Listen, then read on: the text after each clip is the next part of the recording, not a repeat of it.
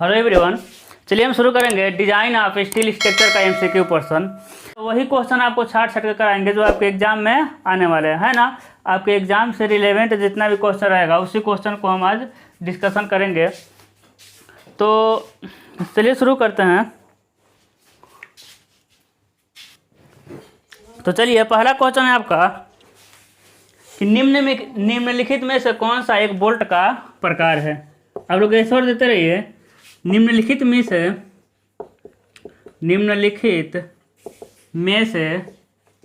कौन सा एक बोल्ट का प्रकार है। बोल्ट का प्रकार है। ए ऑप्शन है आपका ब्लैक बोल्ट। बी आपका है HSFG बोल्ट, है ना, HSFD बोल्ट। सी हो जाएगा आपका टर्न्ड बोल्ट। क्या हो जाएगा आपका टर्न्ड बोल्ट। और डी हो जाएगा नन ऑफ दीज। क्या हो जाएगा आपका नन ऑफ दीज, है ना। नन ऑफ दीज नहीं होगा। क्या होगा ऑप्शन आपका ऑल ऑफ एबव। निम्नलिखित में से कौन सा एक बोल्ट का प्रकार है। तो पहले क्वेश्चन आपको पता चल गया होगा इसका आंसर क्या होगा। आंसर क्या मिलेगा ऑप्शन डी। यानी ये सारे के सारे क्या होते हैं, बोल्ट के प्रकार होते हैं। ब्लैक बोल्ट, HSFG बोल्ट और टर्न बोल्ट। हम आपसे पूछ रहे हैं कि HSFG का यानी HSFG का फुल फॉर्म क्या होगा। क्या होता है आपका हाई स्ट्रेंथ। क्या होगा आपका high strength friction grip bolt, है ना। क्या होगा आपका high strength friction grip bolt. फिर अगला क्वेश्चन है आपका कि HSFD बोल्ट किस प्रकार का बोल्ट है। मतलब कि ये जो लोड ट्रांसफर करता है किस एक्शन से लोड ट्रांसफर करता है। फ्रिक्शन एक्शन से लोड को ट्रांसफर करता है या फिर बियरिंग एक्शन से लोड को ट्रांसफर करता है। क्या होगा इसका आंसर, ये लोड को फ्रिक्शन एक्शन से लोड को ट्रांसफर करता है ना। किस एक्शन से करता है आपका फ्रिक्शन एक्शन से लोड को ट्रांसफर करता है। वहीं हम कहते हैं आपका टर्न बोल्ट आपका किस तरह का आपका किस एक्शन से लोड को ट्रांसफर करता है। तो टर्न बोल्ट आपको बियरिंग एक्शन से, किस एक्शन से, बियरिंग एक्शन से लोड को ट्रांसफर करता है। वहीं हम कहते हैं ब्लैक बोल्ट किस एक्शन से आपका लोड का ट्रांसफर करेगा। तो ये भी आपका किस एक्शन से करता है, बियरिंग एक्शन, है ना। किस एक्शन से करेगा लोड को ट्रांसफर, बियरिंग एक्शन से। देखिए इसी तरह हम क्वेश्चन को सॉल्व करेंगे। एक क्वेश्चन बोर्ड पे तो आपका एक ही क्वेश्चन दिख रहा है, लेकिन देखिए इससे रिलेटेड हम कितने क्वेश्चन को यहाँ सॉल्व करा दिए, नहीं बता दिए आपको। अभी देखिए कितने बता रहे हैं। यानी जो मेरा होता है बोल्ट कितने प्रकार का होता है, दो प्रकार के, बियरिंग टाइप ऑफ और एक होता है आपका फ्रिक्शन। यानी बियरिंग एक्शन से लोड को ट्रांसफर करेगा और दूसरा फ्रिक्शन एक्शन से। तो बियरिंग एक्शन से जो ट्रांसफर करते हैं वो दो प्रकार के बोल्ट होते हैं। पहला होता है आपका अनफिनिश्ड बोल्ट। क्या होगा आपका अनफिनिश्ड बोल्ट होता है, इसे हम लोग कहते हैं ऑर्डिनरी बोल्ट, है ना। सब बोल्ट में पढ़ाए हैं। क्या कहते हैं हम लोग, ऑर्डिनरी बोल्ट कहते हैं। और इसे ही हम लोग क्या कहते हैं आपका ब्लैक बोल्ट, जो आपको आसन में मिल रहा है। क्या कहते हैं हम लोग इसे, ब्लैक बोल्ट। उसी तरह बियरिंग का एक अलग दूसरा जो होता है फिनिश्ड बोल्ट, है ना। क्या होता है आपका फिनिश्ड बोल्ट। उसके बाद क्या आता है आपका फिनिश्ड बोल्ट के बाद आता है उसका नाम, हाँ, टर्न्ड बोल्ट। क्या मिलेगा आपका टर्न्ड बोल्ट, ठीक है ना। और जो फ्रिक्शन एक्शन से लोड कर ट्रांसफर करता है HSFG बोल्ट, ठीक है, HSFD बोल्ट हम कहते हैं। या फिर चलिए उसको अगले क्वेश्चन में करेंगे। तो ये आपको क्लियर होना चाहिए। ये सारे के सारे क्या है, इसमें से कोई भी नाम दे सकता है। ये सारे के सारे क्या होते हैं, बोल्ट के प्रकार होते हैं। और भी सारे बहुत बोल्ट होते हैं, लेकिन वो सब आपको नहीं जानना है, इतना ही जानना है, ठीक है। चलिए अगला क्वेश्चन हम देखते हैं। क्वेश्चन को नोट करते रहिए और आंसर बताते रहिए। क्वेश्चन हो जाएगा आपका अगला क्वेश्चन कि उस विकल्प की पहचान करें जिसमें सेक्शन का केंद्रक, उस विकल्प की पहचान करें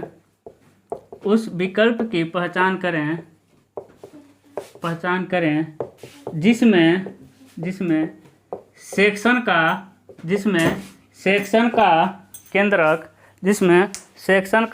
केंद्रक सेक्शन के बाहर होता है। कहाँ बाहर होगा आपका, सेक्शन का बाहर होता है, सेक्शन के बाहर होता है, बाहर होता है। ए क्या है आपका टी सेक्शन, बी क्या मिला आपका कोणीय खंड, है ना, क्या मिलेगा आपका कोणीय खंड। डी सी क्या मिलेगा आपका आई सेक्शन, क्या मिलेगा आपका आई सेक्शन, क्या मिलेगा इसका आपका थर्ड मिलेगा आपका आई सेक्शन। डी क्या मिलेगा आपका ऑल ऑफ दिस, यानी निम्नलिखित में से सभी, है ना। यानी उस विकल्प का चयन करना है जिसमें उस सेक्शन का केंद्रक उस सेक्शन से कहाँ होता है, बाहर होता है। क्या होगा आपका ऑप्शन बताइए, क्या होगा आपका कोणीय खंड, है ना, क्योंकि देखिए टी सेक्शन, ये क्या हो गया आपका टी सेक्शन, क्या है आपका टी सेक्शन, इसमें ए वाई एक्स मिला, ए एक्स एक्स एक्स, तो उसका केंद्रक कहाँ है, सेक्शन के अंदर ही है। इसी तरह हो जाएगा आपका आई सेक्शन, है ना, इसी तरह क्या हो जाएगा आपका आई सेक्शन, तो इसमें ए वाई एच, ए एक्स एक्स एच, इसमें केंद्रक कहाँ है, उसके अंदर, सेक्शन के अंदर है।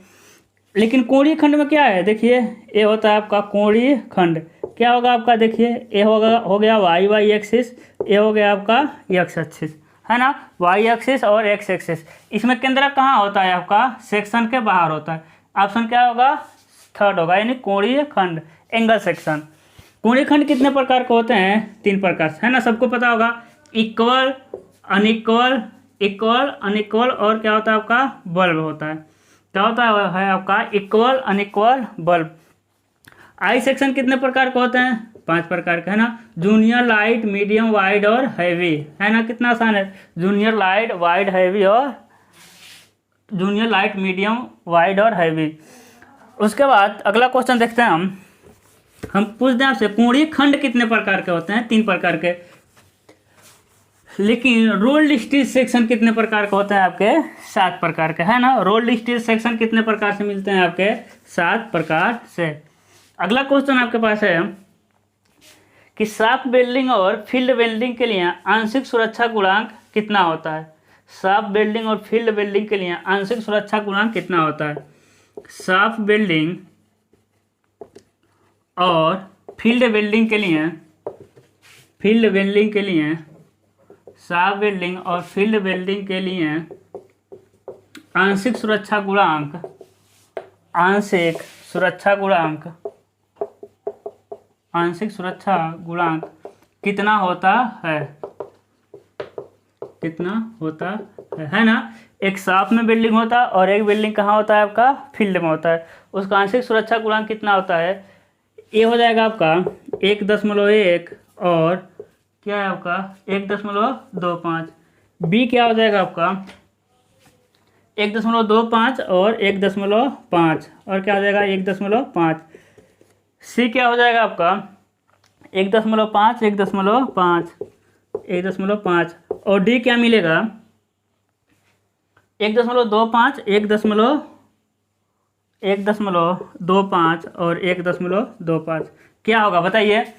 सब वेल्डिंग यानी कोई स्ट्रक्चर है, मान लीजिए हमको पुल बनाना है, तो पुल के सारे स्ट्रक्चर को हम कहाँ जोड़ना है, वेल्डिंग कहाँ कर रहे हैं शाफ्ट में, और उसको वहीं ला कर रख देंगे कहाँ, मान लीजिए पुल जहाँ बन रहा है। लेकिन एक वेल्डिंग फील्ड वेल्डिंग की, जहाँ पुल बन रहा है वहीं पर हम वेल्डिंग कर रहे हैं, उसे कहेंगे फील्ड वेल्डिंग। तो दोनों के लिए सुरक्षा गुणांक कितना होता है आपका 1.25 और 1.5, क्योंकि सब वेल्डिंग में मेरे पास सब इंस्ट्रूमेंट मौजूद रहेंगे, सब एक्यूरेसी रहेगी, इसलिए उसका सुरक्षा गुणांक कम रखे हैं। फील्ड में थोड़ा एरर होने के ज़्यादा चांस है, इसलिए उसका सुरक्षा गुणांक को क्या रखे हैं, अधिक रखे हैं। तो कितना होता है सब वेल्डिंग के लिए 1.25 और फील्ड वेल्डिंग के लिए कितना होगा 1.5। ठीक है 1.25 और 1.5 होगा। अगला क्वेश्चन देखिए, अगला क्वेश्चन आपका है, अगला क्वेश्चन है कि स्टील का घनत्व कितना होता है, तो इसको बताने की कोई ज़रूरत ही नहीं है। स्टील का घनत्व कितना होता है बताइए, होता है आपका 7850 किलोग्राम प्रति मीटर क्यूब। स्टील का इसी में क्वेश्चन दिया है, स्टील का यंग मापांक कितना होता है, तो 2.04 से लेके 2.18 × 10⁵ न्यूटन प्रति mm²। ये तो रट चुका होगा आपको। अगला क्वेश्चन देखते हैं हम,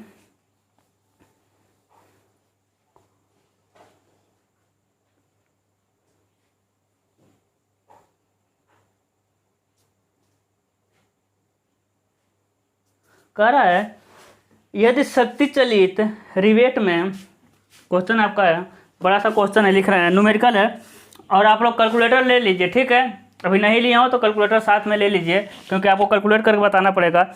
यही टाइम है आपका, जितना प्रैक्टिस कर लीजिए, है ना, यही टाइम है, आप जितना प्रैक्टिस कर लेंगे आपको फ़ायदा करेगा। कह रहा है यदि शक्ति चलित रिवेट में, यदि शक्ति चलित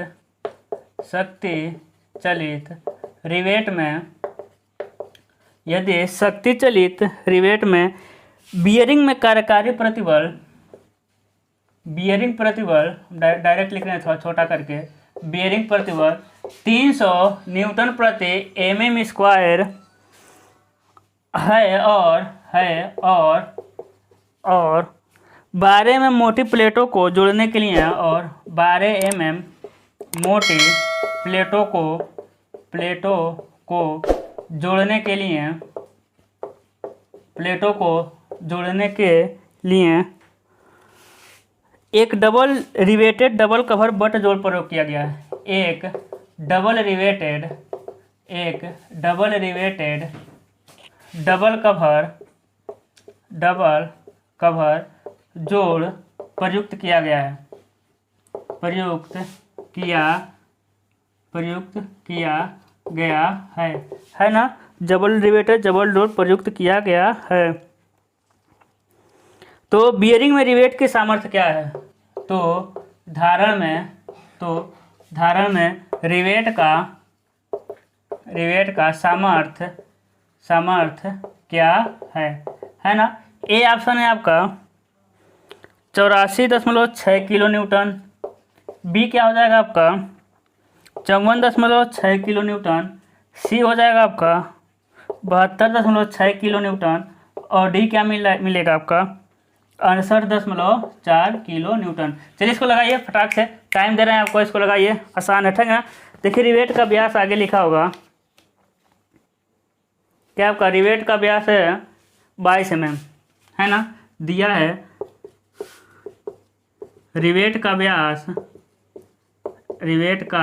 व्यास कितना है आपका 22 mm। नॉमिनल डाया है, ठीक है, नॉर्मल व्यास। लगाइए इसको, बताइए क्या होगा इसका आंसर।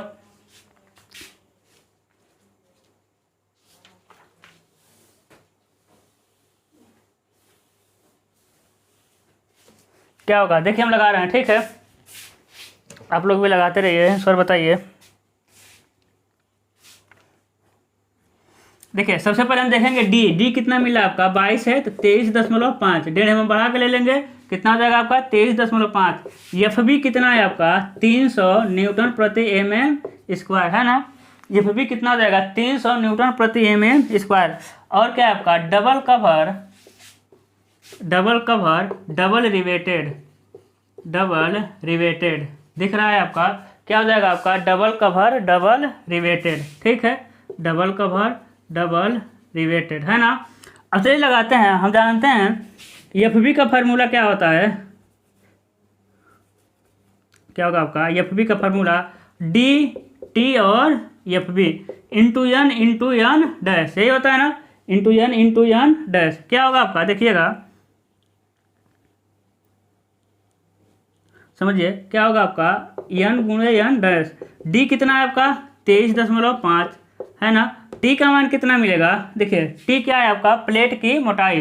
प्लेट की मोटाई कितना दे रहा है, प्लेट की मोटाई दे रहा है आपका 12 mm, तो हो गया आपका 12 mm, तो हो जाएगा 12 mm। एफ बी कितना दे रहा है 300, और दे रहा है आपका रिवेट पंक्तियों की संख्या कितना दे रहा है आपका 2। रिवेट पंक्तियों की संख्या कितना दे रहा है आपका 2, जबकि सिंगल शियर है या फिर डबल शियर, इससे लेना देना नहीं होता किसमें, बियरिंग स्ट्रेस में।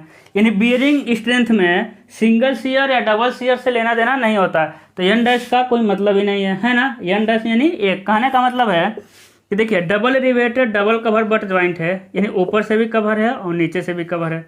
कितने जगह से टूटेगा ये कितने जगह से टूट सकता है, देखिए कितने जगह से, यहाँ से टूट सकता है, यहाँ से, है ना, यानी डबल शियरिंग है। तो डबल शियरिंग किसमें हम कंसीडर करते हैं, किसमें हम इंटरेस्टेड हैं, जब शियर स्ट्रेंथ निकालते हैं ना। बियरिंग में डबल ट्रिपल या सिंगल हमको शियर प्लेन से लेना देना नहीं होता है, ठीक है।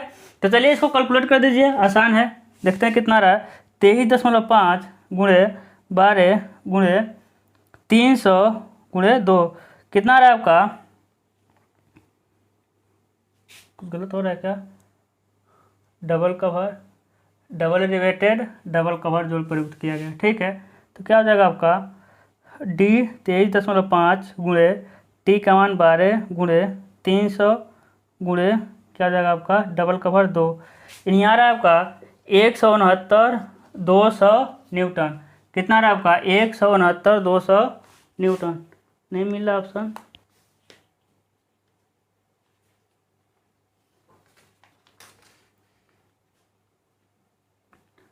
क्या लिखा है आपका डबल रिवेटेड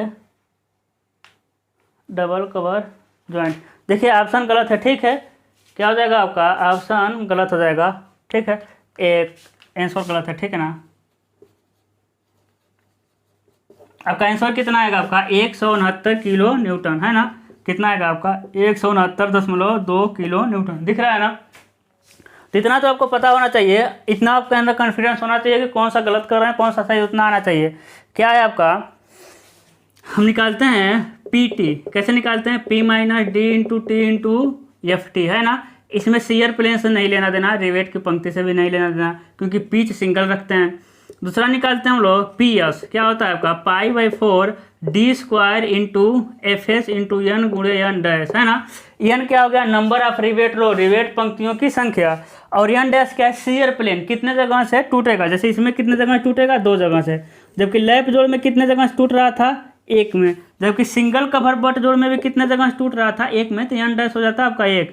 लेकिन PB आपका होता है आपका DTFB इंटू N। N क्या है नंबर ऑफ रिवेट रो, है ना, नंबर ऑफ क्या है आपका रिवेट रो, यानी रिवेट पंक्तियों की संख्या। जबकि यहाँ कहा है ना, कहा है आपका एक डबल रिवेटेड, क्या कह रहा है आपका डबल रिवेट, यानी रिवेट पंक्तियों की संख्या कितनी है 2 है। तो रिवेट पंक्तियों की संख्या 2 है तो हम 2 से गुणा करेंगे ही करेंगे, और डबल शेयर है तो डबल शेयर से नहीं लेना देना। तो आपका आंसर कितना आएगा आपका 169.2 किलो न्यूटन, ठीक है। इसको ठीक है, इसको करेक्ट कर लीजिएगा आप लोग। अगला क्वेश्चन देखते हैं, नोट करते जाइएगा।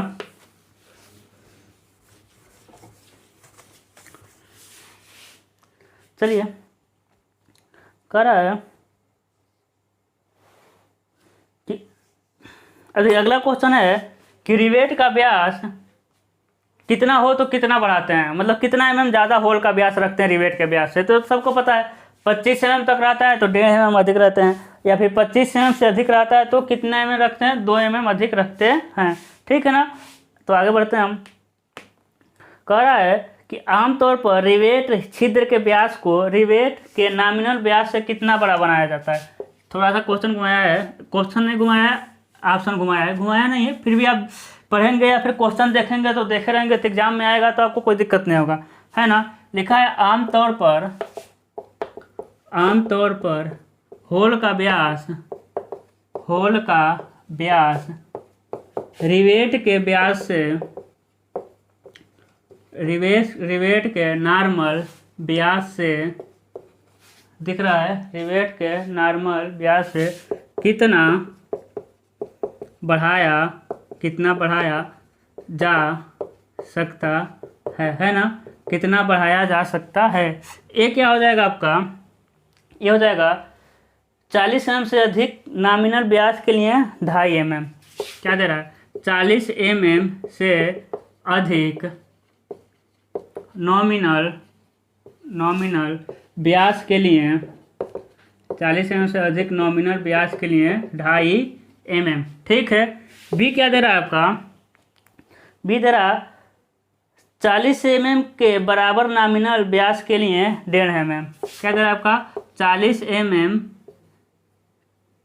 के नॉमिनल व्यास के लिए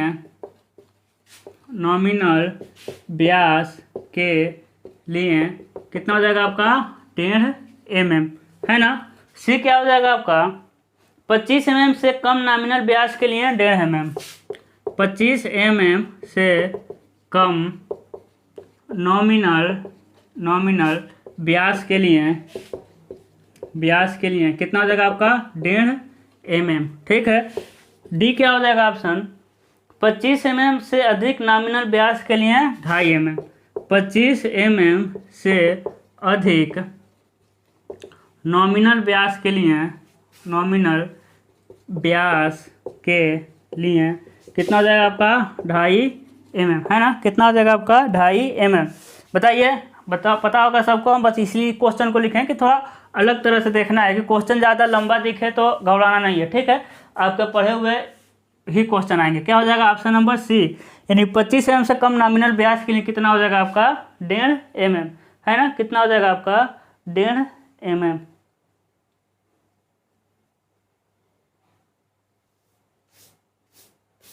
चलिए अगला क्वेश्चन देखते हैं। अगला क्वेश्चन देखिए क्या है आपका।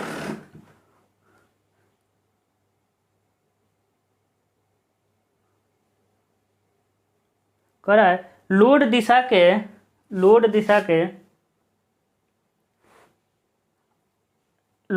के समानांतर अंत जोड़ में, कह रहा है आपका क्वेश्चन, कह रहा है लोड दिशा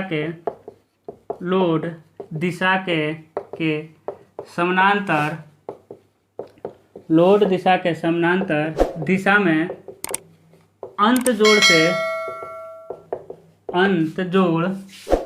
अंत जोड़ में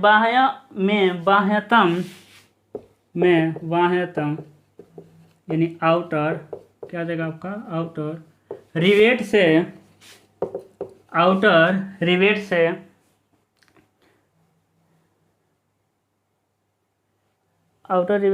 के मध्य से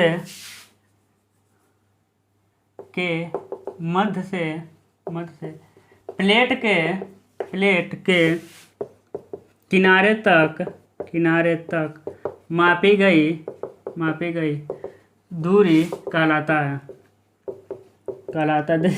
देख रहे हैं हिंदी देख रहे हैं ना। तो यह है आपको ऑब्जेक्टिव एग्जाम में ऐसा नहीं है बहुत हार्ड क्वेश्चन आने वाले हैं। बस डर इसी बात का कहीं घुमाना था क्वेश्चन इतना हम लोग पढ़ ही लिए हैं, एग्जाम इतना आगे पीछे हुआ है, इतना क्वेश्चन आप लोग पढ़ लिए हैं कि कहीं से बाहर से आएगा नहीं। बस समझना है कि क्वेश्चन को आराम से पढ़ना है, ऑप्शन चारों के चारों पढ़ना है, ठीक है। एग्जाम देने का सिंपल तरीका है, क्वेश्चन पढ़ना है, आराम से क्वेश्चन को पढ़ना है और ऑप्शन चारों पढ़ना है, समझ के आंसर लगाना है। ऐसा नहीं कि तुरंत ट्रिक कर दें, ठीक है। चलिए देखते हैं, अभी हम समझा रहे हैं इसको। ए दिया है आपका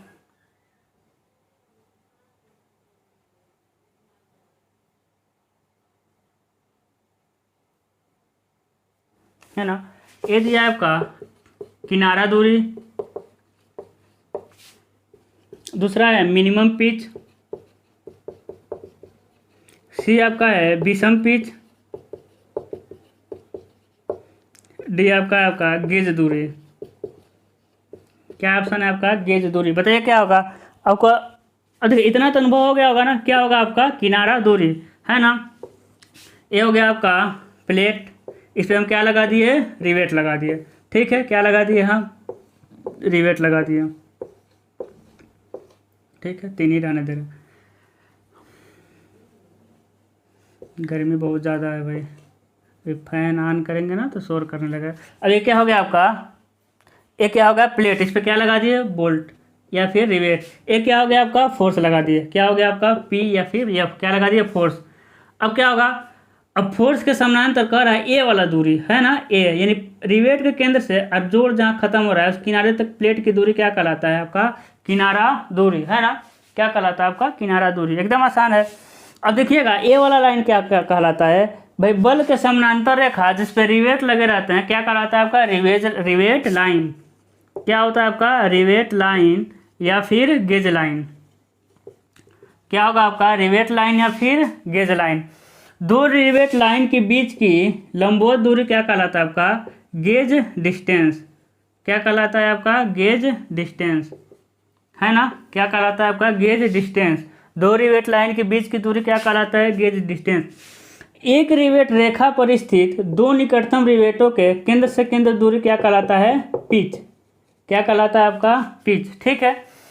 और क्या कहलाता है भाई, इसमें रिवेट इस तरह भी रहेंगे तो एक रिवेट रेखा ये भी मिलेगा। तो दो निकटतम रिवेट रेखाओं के दो निकटतम रिवेटों के केंद्र से केंद्र दूरी क्या कहलाता है आपका विषम पिच, है ना। क्या कहलाता है विषम पिच, जिसे P1 से डिनोट करते हैं। हम पूछते हैं आपको मिनिमम पिच कितना होता है, बताइए। ये मेरा फेवरेट क्वेश्चन है भाई, मिनिमम पिच आएगा, ठीक है, आपके एग्जाम में आएगा भी ये। मिनिमम पिच कितना होता है, हम ऑफलाइन में पढ़ाते थे तो बार बार पूछते थे मिनिमम पिच।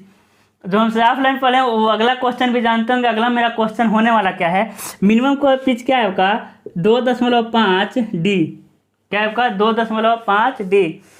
अगला क्वेश्चन आपसे है कि ना ये क्या है, देखिए बोल दिए, जो स्मॉल डी है वो क्या होता है, नॉमिनल डायामीटर, है ना, नॉमिनल डायामीटर।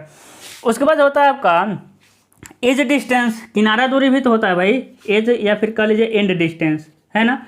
एज एंड या फिर एज डिस्टेंस कितना होता है, तो दो होते हैं, 1.7 डी और 1.5 डी।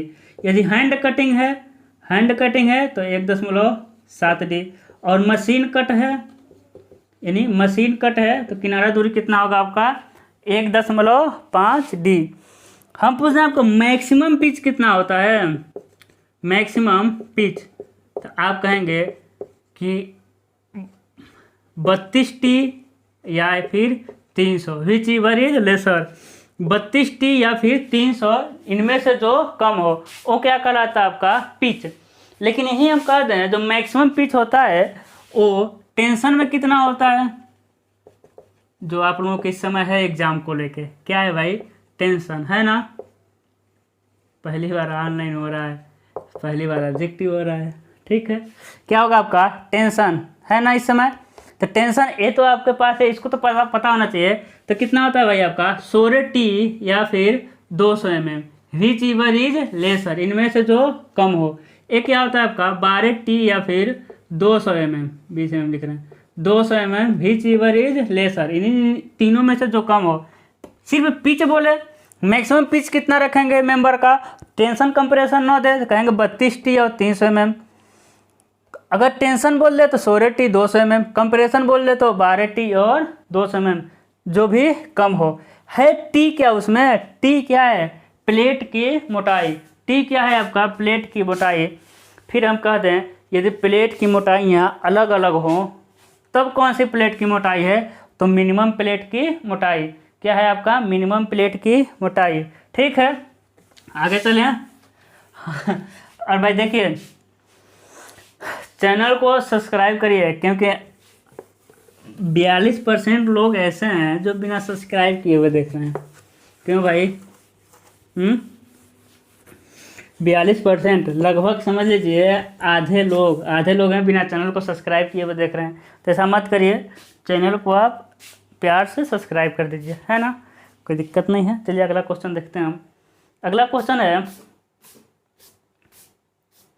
कह रहा है वायु दाब की इकाई है, क्वेश्चन है आपका वायु दाब की इकाई है, वायु दाब की इकाई है, यानी वायु दाब की क्या इकाई है,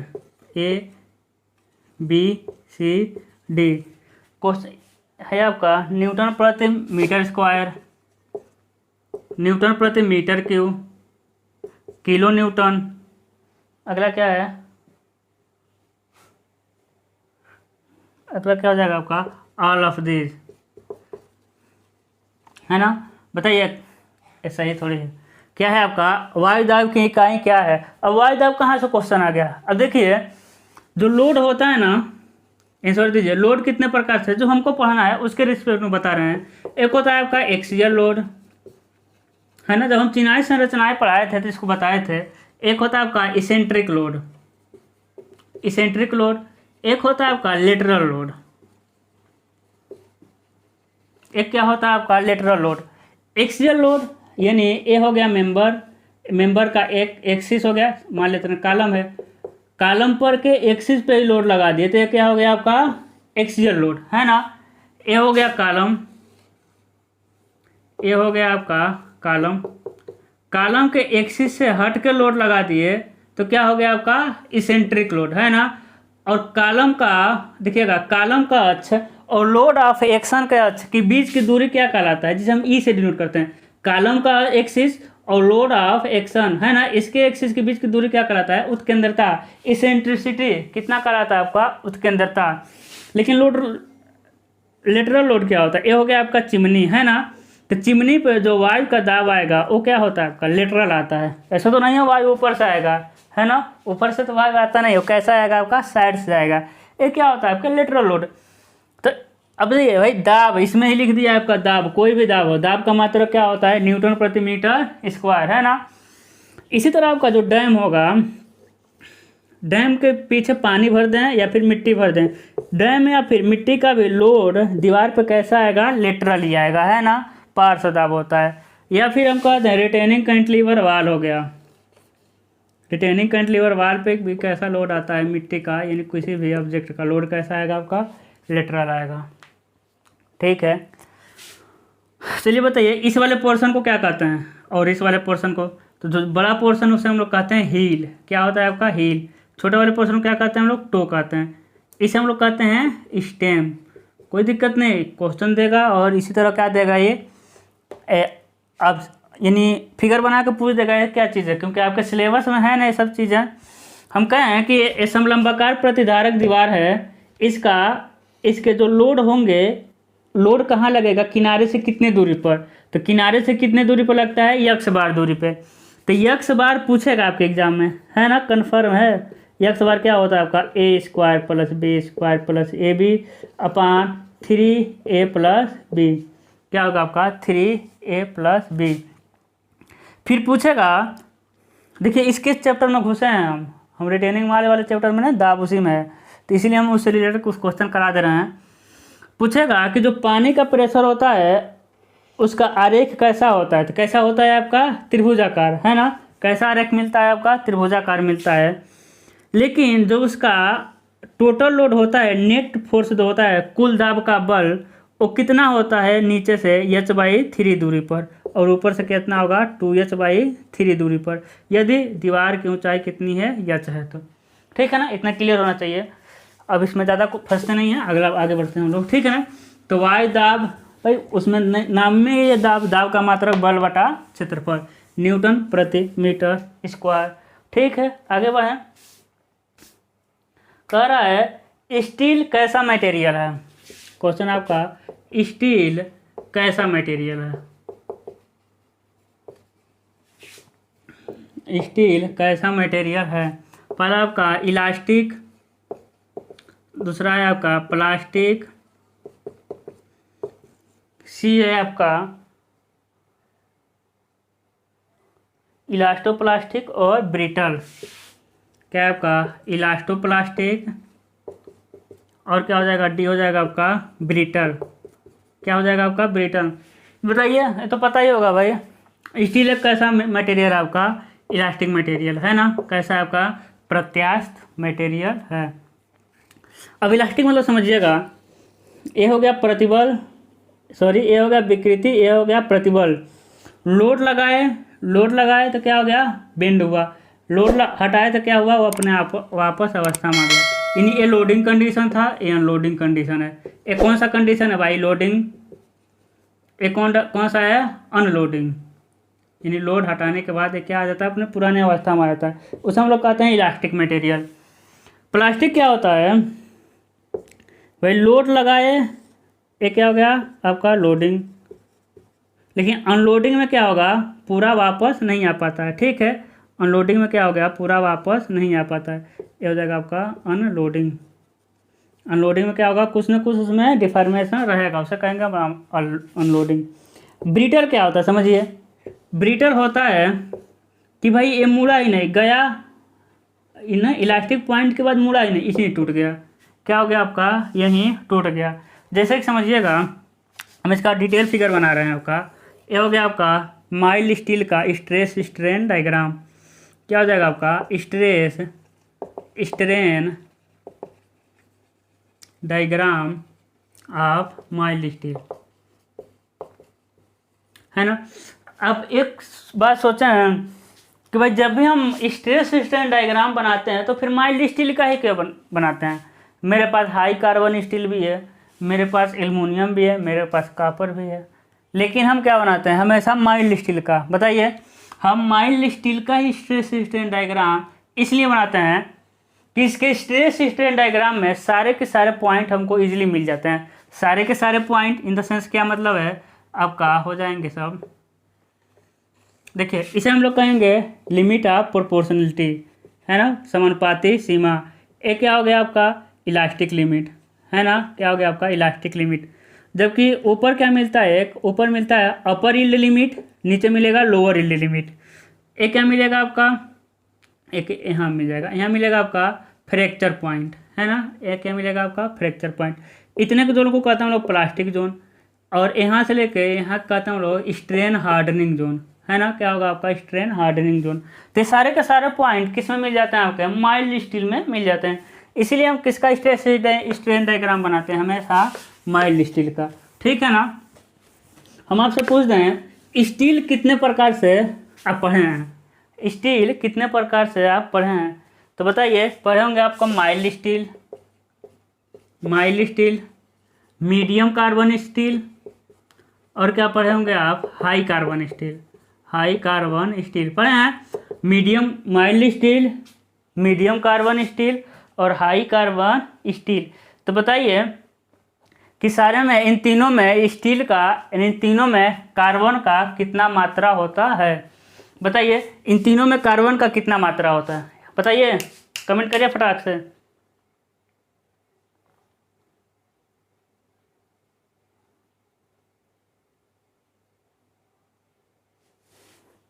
बताइए क्या होगा। इसमें होता है आपका कार्बन का मात्रा 15% से लेके कितना होगा 0.30%। इसमें कितना होता है आपका पॉइंट कितना होगा 0.25% से लेकर 0.7%, 70, ठीक है। इसमें क्या होगा आपका 0.70 से लेकर कितना होता है आपका 1.5%, ठीक है ना। क्या होगा आपका माइल्ड स्टील, आ सकता है question, mild steel, medium carbon steel, और क्या मिला आपको high carbon steel. Mild steel, medium carbon steel, high carbon steel. तो माइल्ड स्टील में कितना मिला 0.15 से 0.30, यानी 15 से 30। मीडियम कार्बन स्टील में 25 से 70, ऐसे याद करिए, ठीक है, 25 से 70 यानी 0.25 से 0.70। उसके बाद हाई कार्बन स्टील में क्या मिला आपका 0.70 से 0.75, ठीक है। चलिए अगला क्वेश्चन देखते हैं, और पूरा दिमाग कांस्टेंट करके पढ़िए, ठीक है, क्योंकि लास्ट टाइम चलना है ना, अब थोड़ी मौका मिलेगा, तो अब एग्ज़ाम भी नहीं कैंसिल होने वाला, ठीक है। तो पढ़िए इसको अच्छे से, बातें कम करिए। चलिए देखते हैं,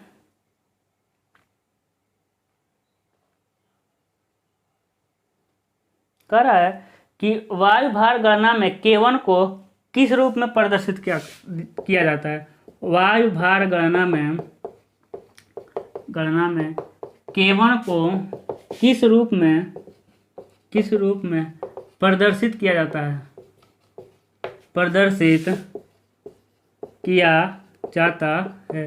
वायु भार गणना में K1 को किस रूप में प्रदर्शित किया जाता है। ए बताइए, बी, सी, डी। भाई अब तो आप लोगों को क्वेश्चन को समझते ही आंसर आ जाना चाहिए आप लोगों का। क्या है आपका गुणांक कारक, स्थलाकृतिक कारक, क्या है आपका गुणांक कारक, स्थलाकृतिक कारक मिलेगा आपका जोखिम कारक,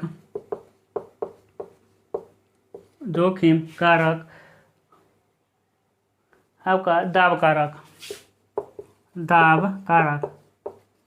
क्या होगा बताइए। तो इसका ऑप्शन रटने वाला ऑप्शन है, क्या हो जाएगा आपका ऑप्शन नंबर सी, यानी K1 को किससे डिनोट करते हैं हम लोग जोखिम कारक से, है ना। वायु दाब में, ये भी वायु दाब के कहाँ की हम बात कर रहे हैं, चिमनी पे जो वायु दाब लगता है, ठीक है। अगले क्वेश्चन को देखते हैं। अगला क्वेश्चन है कि IS 800 2000 किस पर आधारित है ना। अच्छा क्वेश्चन, IS 800 और 2007 किस पे आधारित है, किस पर आधारित है। ए हो जाएगा आपका इलास्टिक डिजाइन मेथड,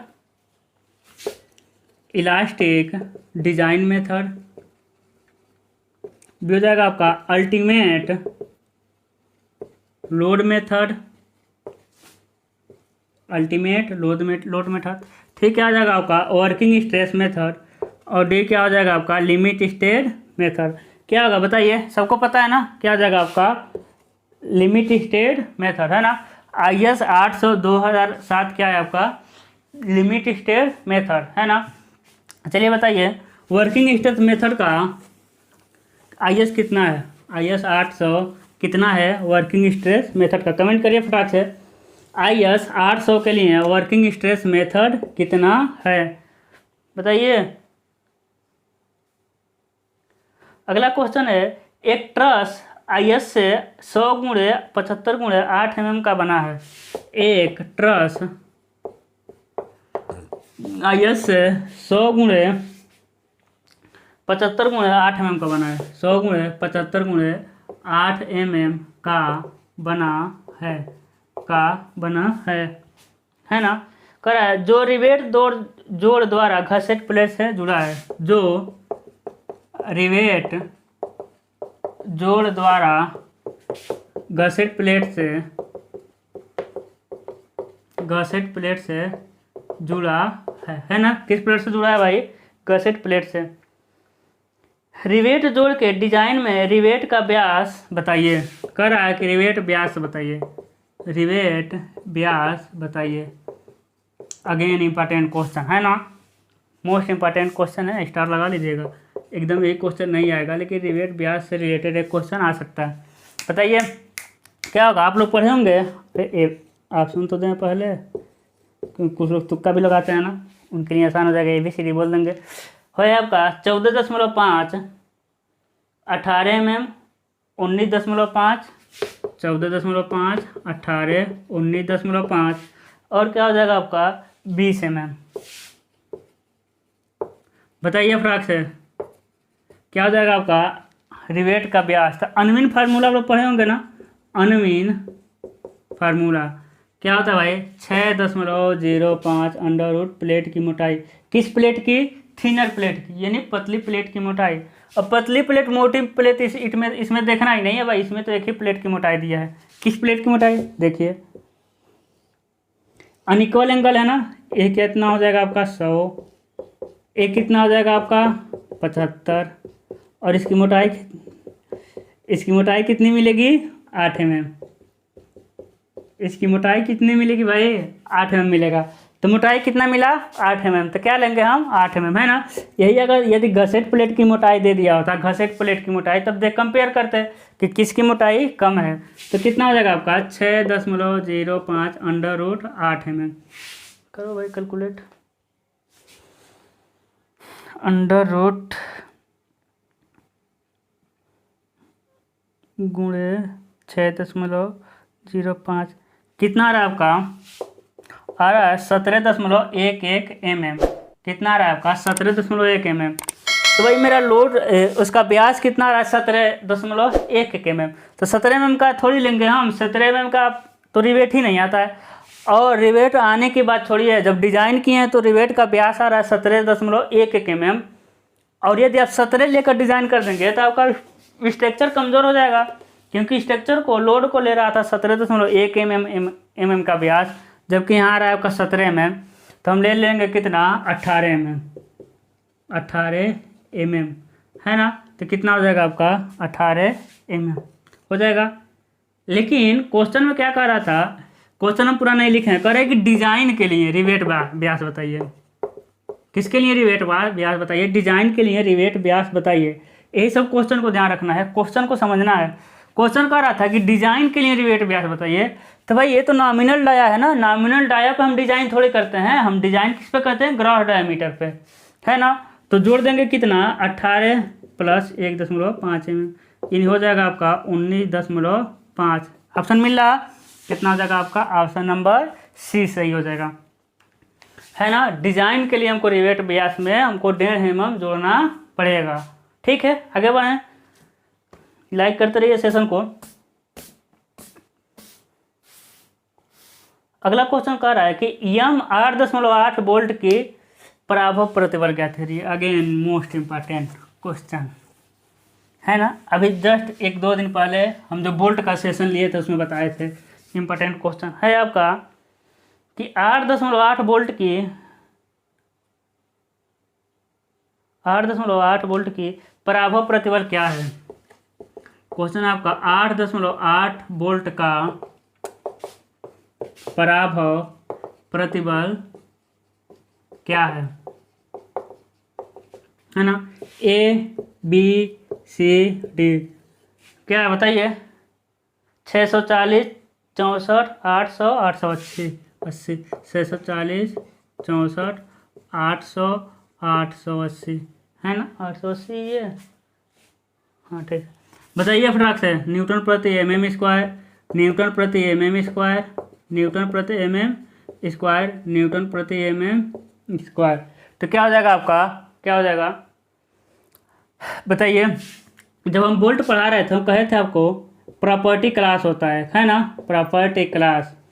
अब प्रॉपर्टी क्लास क्या दिखाता है, वोल्ट का ग्रेड दिखाता है। जितना आपका डिजिट बढ़ाते जाएंगे उतना प्रॉपर्टी क्लास का मान क्या होता जाएगा आपका, जितना प्रॉपर्टी क्लास बढ़ता जाएगा ग्रेड का मान बढ़ता है, यानी उतना मजबूत ग्रेड वोल्ट मिलेगा।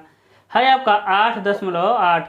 इसमें दो चीज़ मिलता है, एक मिलता है आपका एफ यू बी, एक मिलता है एफ वाई बी, है ना। यानी अल्टीमेट स्ट्रेंथ, कौन सा स्ट्रेंथ, टेंसाइल स्ट्रेंथ। एक क्या है आपका ultimate tensile strength of bolt, bolt का अंतिम चरम प्रतिबल, ये खींचते जाएंगे तो टूट जाएगा इतने के बाद। एफ वाई क्या होता है आपका yielding tensile strength of bolt, है ना। तो देखिए ये जो पहला वाला होता है ना वो क्या होता है आपका 800 क्या कितना होता है आपका ultimate tensile strength of bolt. तो ये भी तो पूछ सकता है, लेकिन इसमें क्या पूछा है, इसको पूछा है।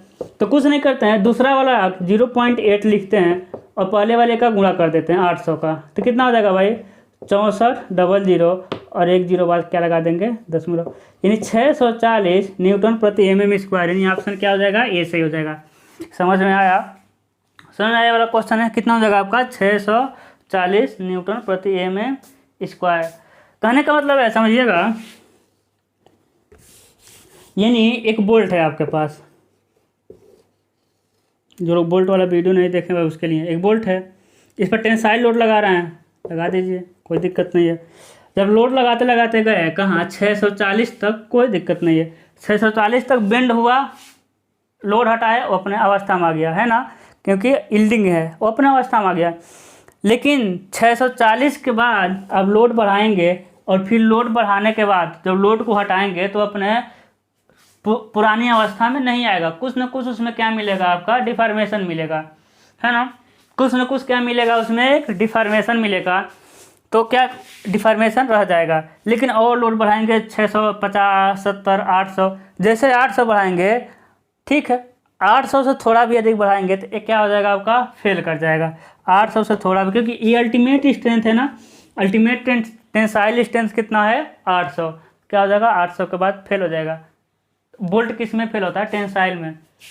ऐसा थोड़ी टेंसाइल में होता है, बोल्ट पे कंप्रेसिव लगता है, हम सिर्फ टेंसाइल की बात कर रहे हैं। कहने का मतलब बोल्ट पे कंप्रेसिव लोड नहीं चेक करते हैं, क्योंकि फ्रिक्शन टाइप ऑफ बोल्ट किस में चेक करते हैं हम लोग बताइए, फ्रिक्शन टाइप ऑफ बोल्ट को टेंसाइल में चेक करते हैं, क्योंकि फ्रिक्शन टाइप ऑफ बोल्ट अपने पूरे सराउंडिंग एरिया में क्लियरेंस लेकर चलता है ना। क्लियरेंस लेकर चलने की वजह से बियरिंग स्ट्रेस नहीं आता है, या फिर उसमें जब बियरिंग नहीं आएगा तो सीयरिंग भी नहीं आता है। बोल्ट वाले सेशन देख लीजिएगा। अगला क्वेश्चन देखते हैं, कह रहा है संरचनात्मक इस्पात की गुणवत्ता किससे पहचानी जाती है। कह रहा है क्वेश्चन संरचनात्मक इस्पात की गुणवत्ता किससे पहचानी जाती है।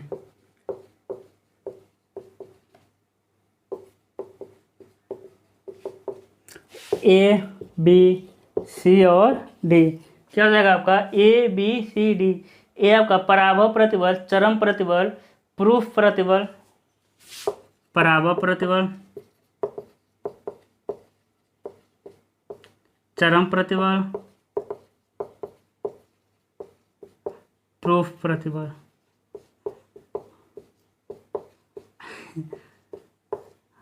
इनमें से सभी, इसमें से क्या हो जाएगा आपका सभी। तो क्या होगा, सबको पता है क्या होगा आपका यील्ड स्ट्रेस पे, है ना। कोई भी काम हम चरम पे तो करते नहीं हैं, हम उसको क्या करते हैं, कोई भी डिजाइन वगैरह उसको हम हमेशा सेफ जोन में लेकर चलते हैं। तो क्या होता है आपका पराभव प्रतिबल यानी यील्ड स्ट्रेस। ठीक है, अगला क्वेश्चन देखते हैं क्या होता है भाई। अगला क्वेश्चन पराभव प्रतिबल है ना। अगला क्वेश्चन देखते हैं।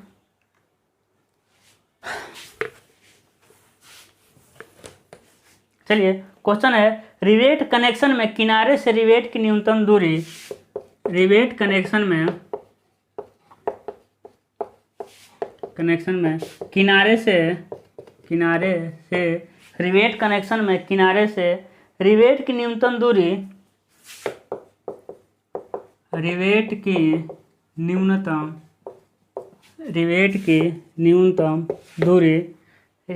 न्यूनतम दूरी इनमें से किसकी वजह से होने वाली असफलता से, इनमें से किसकी वजह से होने वाली असफलता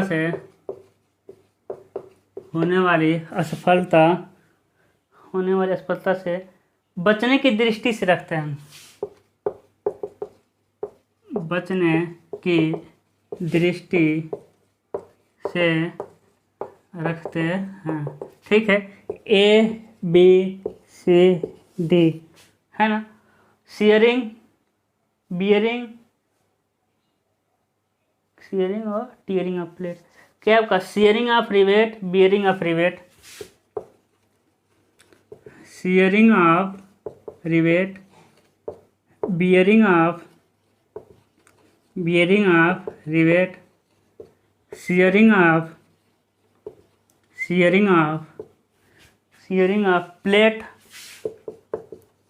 और क्या होता है आपका टियरिंग ऑफ प्लेट। तो क्या हो जाएगा भाई, क्या हो जाएगा। अब देखिए क्वेश्चन समझिए पहले। क्वेश्चन क्या है, क्वेश्चन है कि रिवेट कनेक्शन में किनारे से रिवेट की न्यूनतम दूरी इनमें से किसकी वजह से होने वाली असफलता से बचने के लिए रखते हैं।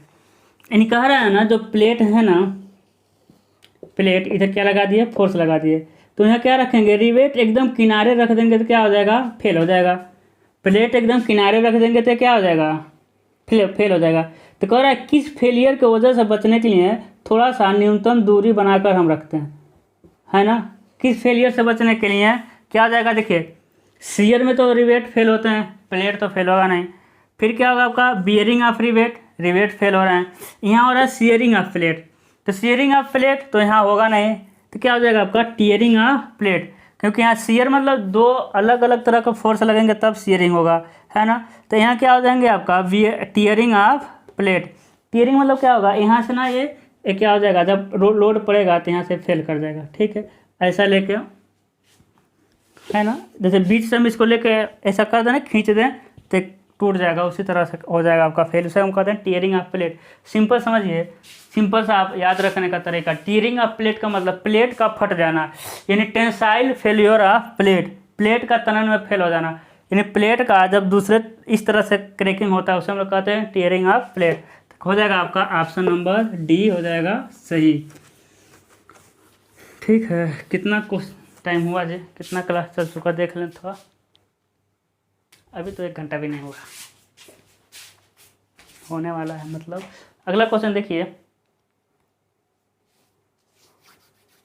कह रहा है कि अगला क्वेश्चन है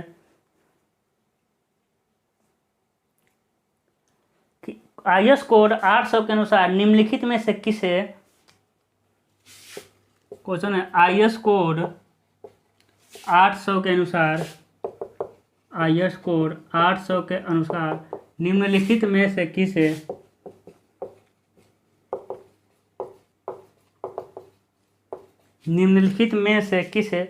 IS कोड 800 के अनुसार निम्नलिखित में से किसे अस्थायित्व की सीमा स्थिति की गणना में नहीं लिया जाता है।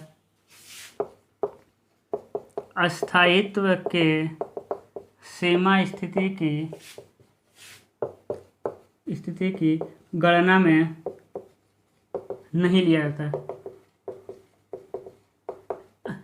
लिया जाता है। ये हो जाएगा आपका अस्थायित्व के सीमा स्थिति की गणना में नहीं लिया जाता। ये हो जाएगा आपका fatigue crack, fatigue crack. B हो जाएगा आपका corrosion durability, corrosion durability. C हो जाएगा फायर ड्यूरेबिलिटी। ये तो सब सुना हुआ नाम है, ठीक है। डी क्या हो जाएगा आपका ब्रिटल फ्रैक्चर।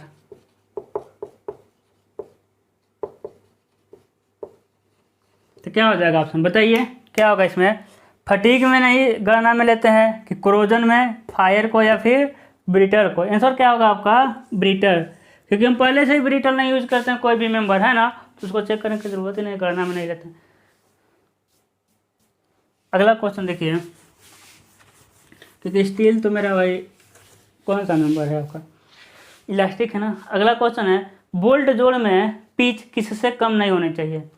कह रहा है आपका क्वेश्चन, रिवेट में तो देखे थे, बोल्ट में भी समझ लीजिए। बोल्ट ज्वाइंट में मिनिमम पिच होता है, यानी इससे कम पिच नहीं होना चाहिए। बोल्ट की बात कर रहे हैं, ए बी सी और डी। क्या है a b c d? 1.7, 2.5, 2.7, 1.7 d, 2.5 d, 2.7 d, और क्या हो जाएगा आपका 2.9 डी। बताइए क्या हो जाएगा इसमें भी, यानी जो भी रिवेट में मिनिमम पिच होता है ना, रिवेट का मिनिमम पिच और बोल्ट का मिनिमम पिच क्या होता है, सेम होता है। यानी मिनिमम पिच दोनों का हो जाए तो क्या हो जाएगा आपका 2.5 डी। आंसर क्या हो जाएगा आपका 2.5 डी, ठीक है, कोई दिक्कत नहीं है। मैक्सिमम आपको पता ही है, मैक्सिमम एक बार और रिवीजन करते रहे, क्या होगा आपका 32 मैक्सिमम पिच। टेंशन कंप्रेशन ना बोले तो 32 टी और 300, टेंशन में 16 टी और 200 जो भी कम हो, कंप्रेशन में 12 टी और 200 जो भी कम हो, है ना। अगला क्वेश्चन देखते हैं,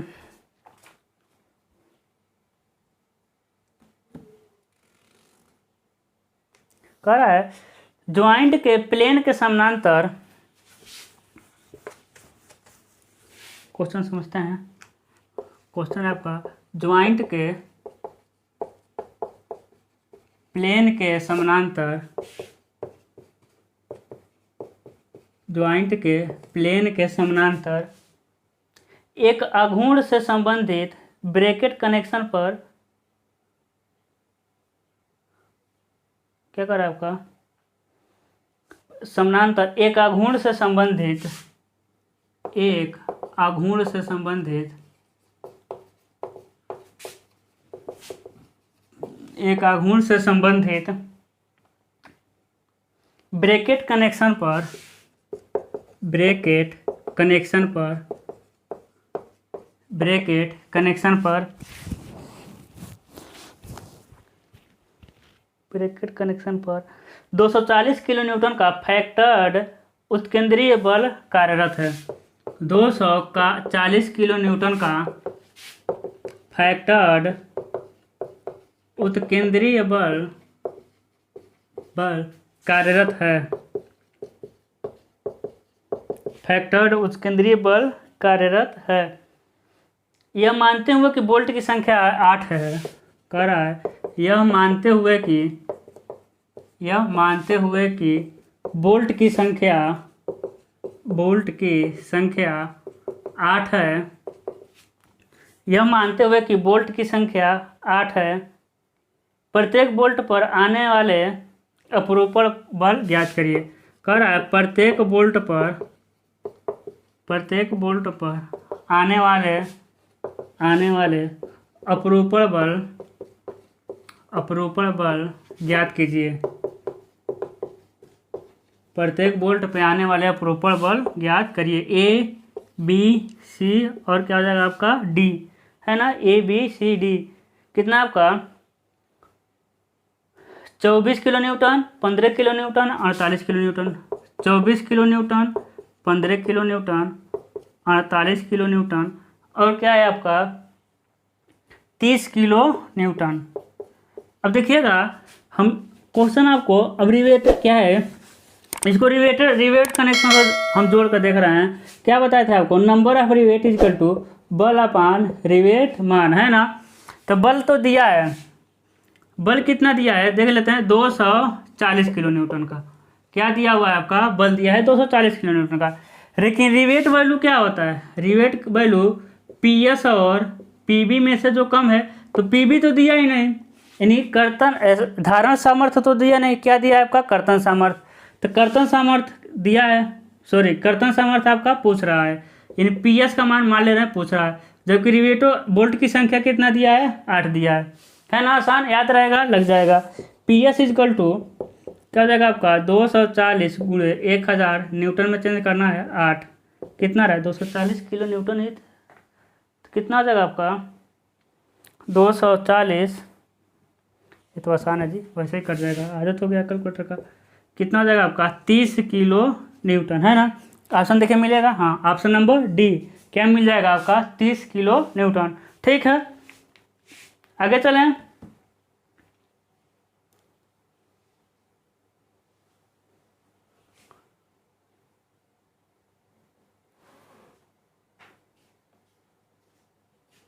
चलिए अगला क्वेश्चन देखते हैं।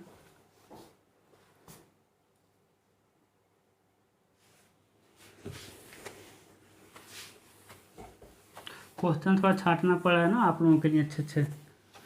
क्वेश्चन तो आपका दिमाग का दही बन जाएगा भाई, इतना क्वेश्चन है।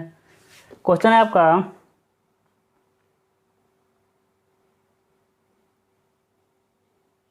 हाँ ये तो क्वेश्चन कुछ नहीं है, थोड़ा घुमाया है, ठीक है। हम जोड़ देंगे 25 एम तक के लिए। अगला क्वेश्चन है,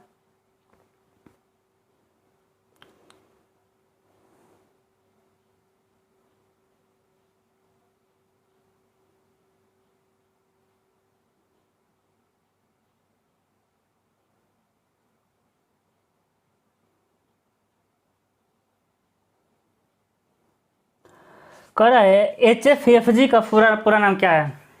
क्वेश्चन कह रहा है आपका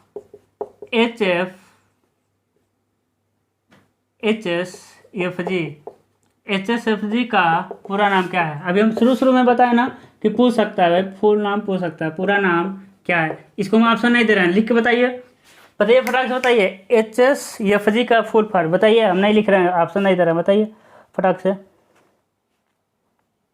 फिर अगला क्वेश्चन दे रहा है स्टील का घनत्व कितना होता है, ये भी सबको पता है, लिखवाने की जरूरत नहीं है। कह रहा है कि रेखीय प्रसार गुणांक कितना होता है, कितना होता है भाई, ये क्या होता है बताइए। हाई स्ट्रेंथ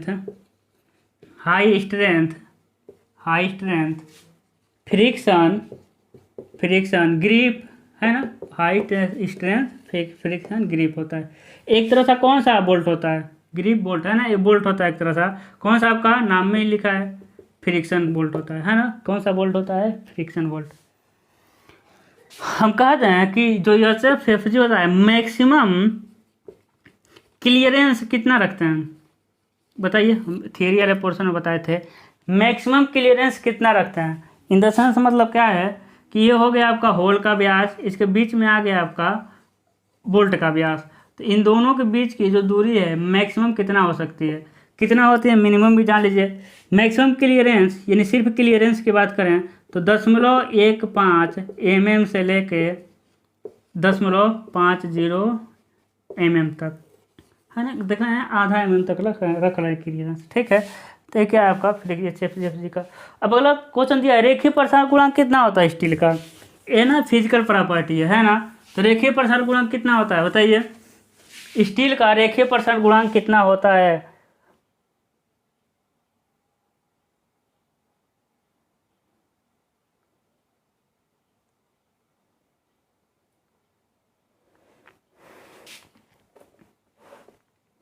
कितना होता है ना, कितना होता है आपका 12 गुणे 10 पे -6 प्रति डिग्री सेल्सियस। क्या हो जाएगा आपका प्रति डिग्री सेल्सियस से क्या है आपका रेखीय प्रसार गुणांक, क्या है आपका रेखीय प्रसार गुणांक। अगला क्वेश्चन देखिए, अगला क्वेश्चन ना आप लोग सब जानते हैं, लेकिन देखिए क्वेश्चन को घुमाया किस तरह है ना। सबको पता है, हम जानते हैं, सबको पता है। कई बार, एक दो बार हम क्वेश्चन को अभी जस्ट किए हैं, लेकिन ये देखिए क्वेश्चन को किस तरह घुमा रहा है। कह रहा है कि स्टील संरचना के निर्माण की दशा में, समझिएगा, कह रहा है आपका स्टील संरचना के निर्माण की दशा में, स्टील संरचना के निर्माण की दशा में फास्टनर्स के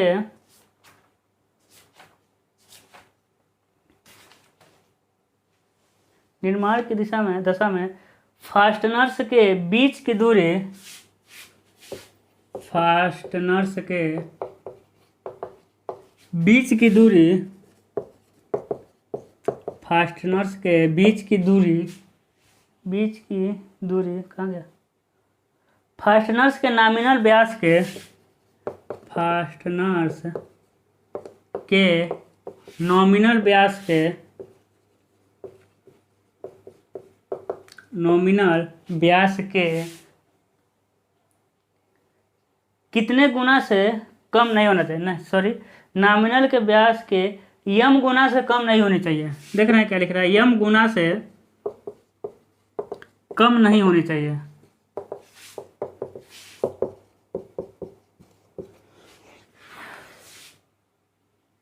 सेशन को लाइक करिए, ठीक है। बहुत गर्मी है भाई, बहुत मेहनत हो रहा है।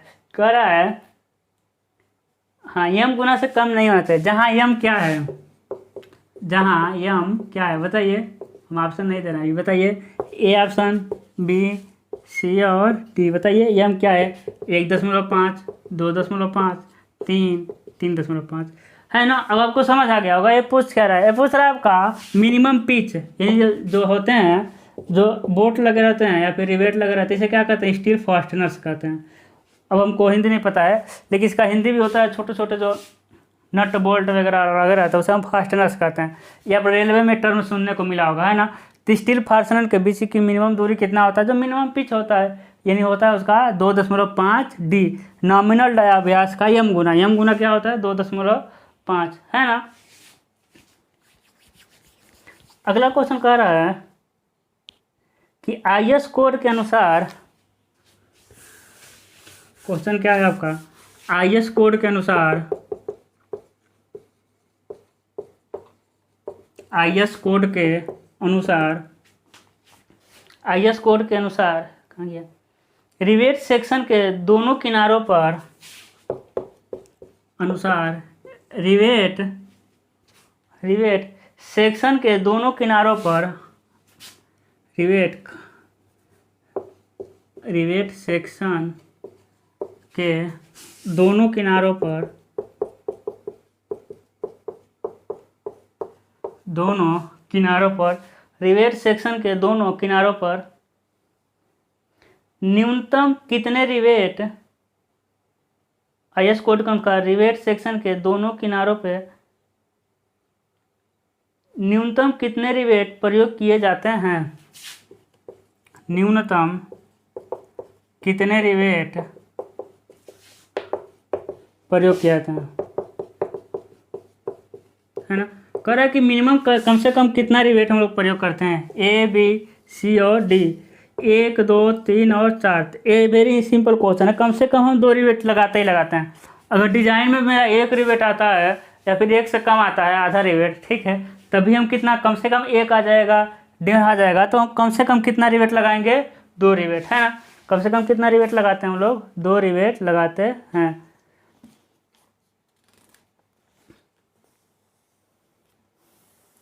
चलिए अगला क्वेश्चन है,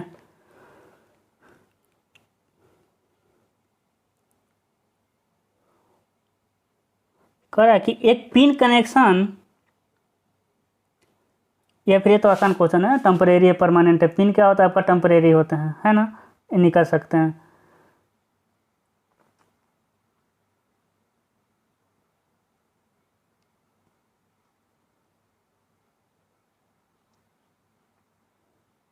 कह रहा है एक रिवेट जोड़, एक क्वेश्चन अच्छा है,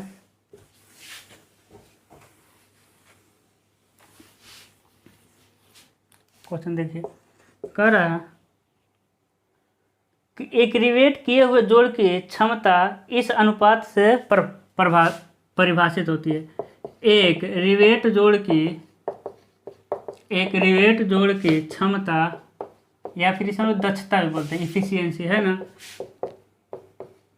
किस से परिभाषित होती है? किस से परिभाषित होती है? ये है आपका ठोस प्लेट की सामर्थ्य के लिए ठोस प्लेट की सामर्थ्य बटा रिवेट की न्यूनतम सामर्थ्य। ठोस प्लेट की सामर्थ्य अपान रिवेट की न्यूनतम सामर्थ्य। रिवेट की न्यूनतम सामर्थ्य। बी क्या हो जाएगा आपका? बी हो जाएगा आपका ठोस प्लेट की सामर्थ्य रिवेट की सबसे बड़ी सामर्थ्य। ठोस प्लेट की सामर्थ्य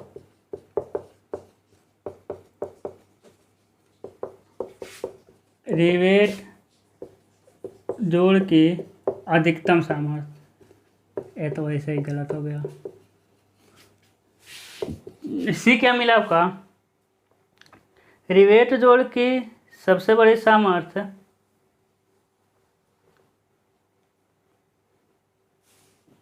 रिवेट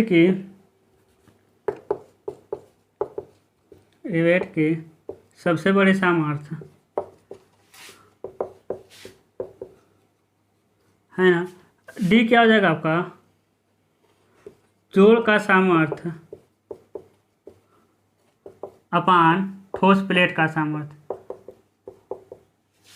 ठोस प्लेट का सामर्थ्य। तो क्या हो जाएगा बताइए, कौन सा ऑप्शन सही होगा आपका? ऑप्शन सही होगा ऑप्शन डी, है ना। जोड़ दक्षता क्या होता है आपका? दक्षता होता है आपका जोड़ का सामर्थ्य अपान ठोस प्लेट का सामर्थ्य। हम कहते हैं कि सबसे अधिक दक्षता किस प्रकार के जोड़ की होती है? बताइए, सबसे अधिक दक्षता किस प्रकार की जोड़ होती है? फटाक से कमेंट लिखिए।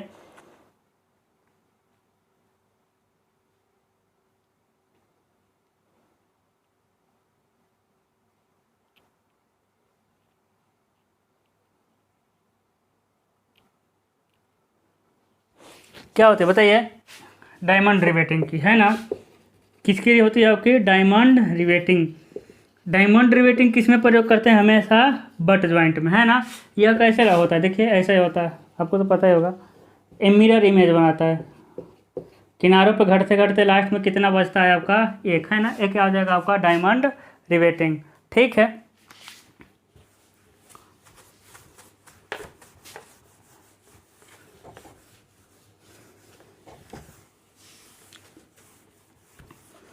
तो आज के लिए इतना ही, ठीक है, क्योंकि आपके 50 क्वेश्चन कराने थे, एक दिन में आपका 50 क्वेश्चन होगा। और वीडियो को आप लोग बोले थे ना कि वीडियो को सब्सक्राइब किया करिए, ठीक है, क्योंकि आधे लोग बिना सब्सक्राइब करते किए हुए देख रहे हैं। और भाई कुछ लोगों के लिए स्पेशल थैंक्स। देखिए मेरा कुछ छोटा सा एक अचीवमेंट पूरा हुआ है ना। अब इतना छोटा है हम बताएंगे नहीं, बाकी अभी तो बहुत चैनल को आगे लेके जाना है। लेकिन स्पेशल थैंक्स टू, जैसे मान लीजिए कि कुछ लोग हैं, जैसे कि राहुल कुमार हैं, ऋतुराज हैं, जैसे कि कंचन है ना, और जैसे कि पंकज हैं। ये लोग देखिए चैनल कितना भी चला जाए एकदम ना दिल के करीब रहेंगे। इतने लोग और जिन लोगों का हम नाम नहीं ले पाए, नाम सबका नहीं याद है ना, जिन लोगों का हम नाम नहीं ले पाए वो तो और दिल के करीब रहेंगे, ठीक है। तो इन लोगों को लिए स्पेशल थैंक्स, इतना हमको सपोर्ट किया। छोटा सा अचीवमेंट पूरा हुआ है, वो हम बताएंगे नहीं, बहुत ही छोटा है, ठीक है। तो ठीक है, आज के लिए बस इतना ही।